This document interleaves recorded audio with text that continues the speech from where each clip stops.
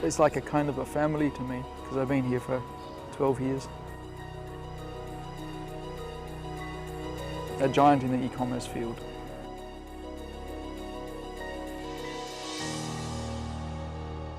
I guess to me, it's a big part of my life. This is Alibaba, a name well known around the globe. This world-renowned large corporation plays a key role in the e-commerce both in and out of China. Based in Hangzhou, the Alibaba Group is dedicated to helping people buy or sell anything online at any time, anywhere in the world. It provides an online marketplace facilitating business-to-business international and domestic China trade, retail and payment platforms, a shopping search engine, and data-centric cloud computing services. Founded in 1999 by Jack Ma and 17 others in Zhejiang province, the privately held Alibaba Group now reaches users in more than 240 countries and regions. The Alibaba Group, including its affiliates, employs more than 25,000 people in some 70 cities in Greater China, India, Japan, Korea, the United Kingdom and America. In addition to the 18 founders, there is one senior officer who has spent more than 10 years, almost the same as the founders, working with the company. His name is Daniel Draper. When I joined Alibaba, it was just before my 23rd birthday. And now I've been here for almost 12 years. So I mean, that's almost all my adult life. I came to China just before I turned 21. So I've been in China practically my whole adult life. And then most of that, I've been working at Alibaba. 他进入阿里巴巴有10多年的时间了，应该是阿里巴巴元老级的人物。然后当时听到的时候，觉得挺诧异的。我觉得一个老外的话，其他文化什么方面的话都会不一样，就感觉，能跟着这个阿里巴巴一起成长这么多年，也是不容易的嘛，就觉得他很强悍。 好的。我再问你一个问题，去跟家长是说已经管制的那些药嘛？然后这3个的话，那边说是需要经营许可证的。一般遇到一些比较复杂的问题的话，人家都跟我说，他说，哎，去问一下 Daniel 怎样怎样。他现在是我们的百科全书，就是我们只要有不了解都会去问他，然后因为他对国外的一些法律啊，然后在一些新闻都会比较了解嘛。 都是通过他那个端口去了解一些不知道的东西，也都是问他的，所以的话，他就相当于是我们这边的一个词典一样的。In 1998, Daniel left Australia to study Chinese at Hangzhou University, which was later merged into the famous Zhejiang University. After a year, when he finished his course, he began work with a foreign trade company in Hangzhou. Later, he moved to Shanghai and worked for an overseas study consulting firm and then taught English for a while. But in the back of his mind, he was aware of how strongly attached to Hangzhou he was. I like Hangzhou because Hangzhou is, I guess, smaller, it's easy to get around, it's just a lot less stressful. And I met my wife here and she's from Hangzhou. So I guess like a lot of people who meet their husbands or wives in a different country, they end up staying there. 我们结婚7、8年了有，是上学的时候认识的。现在我们宝宝有18斤了，现在做全职妈妈没办法。最主要我们的那个工作比较认真，从来都没有6点下过班的。他周末看宝宝看的比较多，周末怎么说？我们大家什么工作也都是比较稳定的。 因为他在澳洲根本就没什么工作，我们都是从工作什么都在杭州发展。At this point, Daniel has found fulfillment with a family and a stable career with a large corporation in a city he loves. But all of this began more than 10 years ago, when Daniel was drawn back to Hangzhou. But to live there, he had to find a job. And I was searching, just online, searching for jobs. And I don't know, usually when you search for a job you use certain keywords. My keyword was just Hangzhou, so anything in Hangzhou was okay.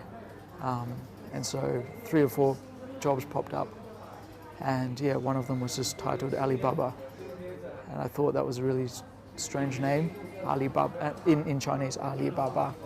I thought that was a really strange name, so I clicked in, had a look through, and they were looking for a English-speaking person to work as a copywriter, and I thought, oh, I can do that, so I just sent my resume off. The original office is like this. So in this flat here, on the 2nd floor. Daniel is one of the few people to witness the stories behind I these was pictures, since he was sort of actually next there. to this window, behind this window. So in the corner, away from this window. I thought it was a little strange when I came for the interview. I think it was towards the end of December. I went up to look at the office, and on the 2nd floor, the whole door outside there was just shoes everywhere. And I thought, oh, so you're not allowed to wear your shoes inside, so I took my shoes off. And I went inside, and everyone was wearing like big jumpers, big jackets, and like hats. And I thought, what's wrong with these people? It's, you know, there's a big air conditioner in the corner, why don't you turn it on?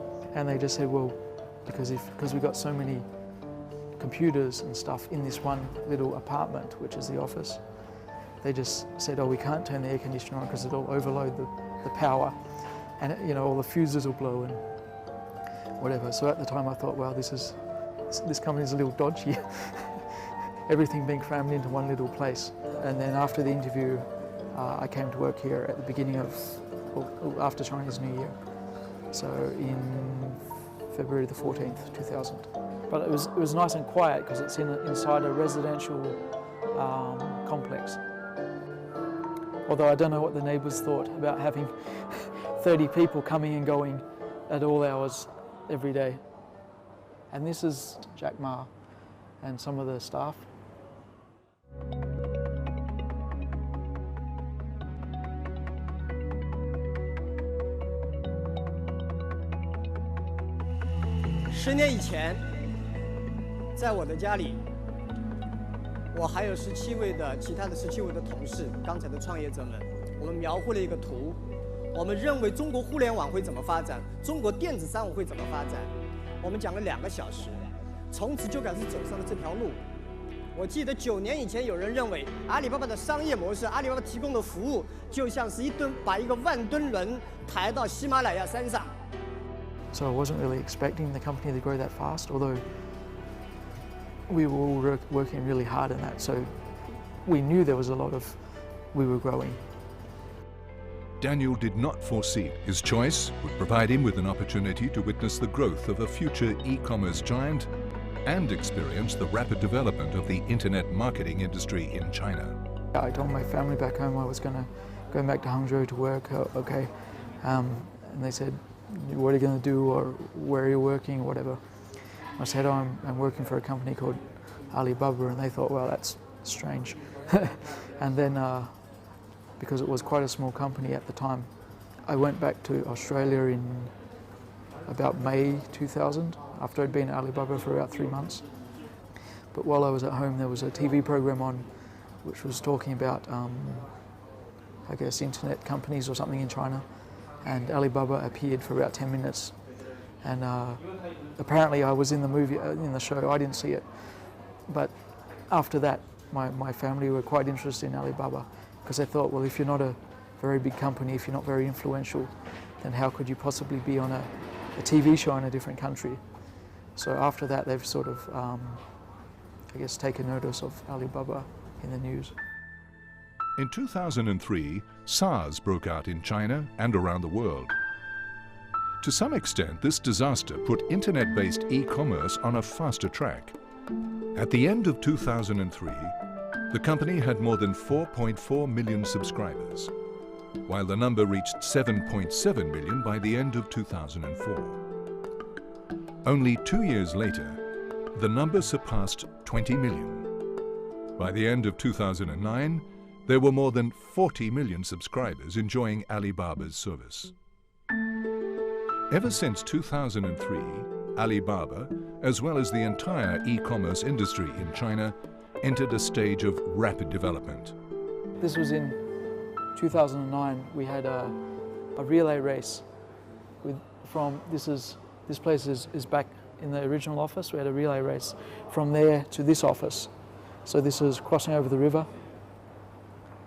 and I was in the race over on this side of the river, and this baton was made with sand from all our different offices around the world. So they got sand or some soil from all the different offices around the world, and they sent it to Hangzhou, and they put it into here. So this is made from sand from all the offices around the world. I think just that all the offices around the world would be together, and all our staff would be thinking of and coming together here. 今天中国全世界有近4000万的客户，相信我们可以把这个万吨轮从喜马拉雅山弹到山脚底下。今天我们做到了，感谢我们的客户对我们的信任。12 years later, and have offices all over the world, all over China, and